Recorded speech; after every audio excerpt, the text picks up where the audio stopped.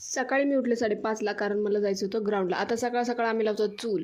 चूल म्हणजे का तर आंघोळीला मस्त वाटतं गरम पाण्याने आंघोळ करायला, ते पण चुलीवरचं पाणी. त्यांना बाय करून मी म्हणलं ग्राउंडवर जाऊन येते, तोपर्यंत पहाट झालेली दिसली. चला, थँक्यू.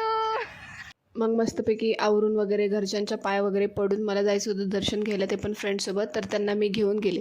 ते पण तुम्हाला माहिती आहे, भोसरी गावात आपल्या महाराजांचा पुतळा, तिथे मी दर्शन घेतलं. आणि त्यानंतर ठीक आम्ही लांडेवाडीतही गेलो, मस्त दर्शन घेतलं. पुतळ्याचा मागच तुम्हाला माहिती आहे किंवा नसेलही, आई तुळजाभवानींचं मंदिर होतं, तिथे पण मी दर्शन घेतलं.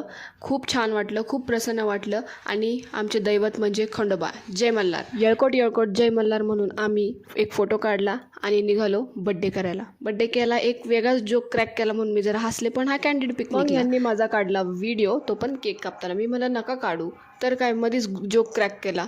नव्हतं हसायचं तरी हसवलं. जाऊ दे, आता बड्डे म्हणलं तर हसावं तर लागणारच.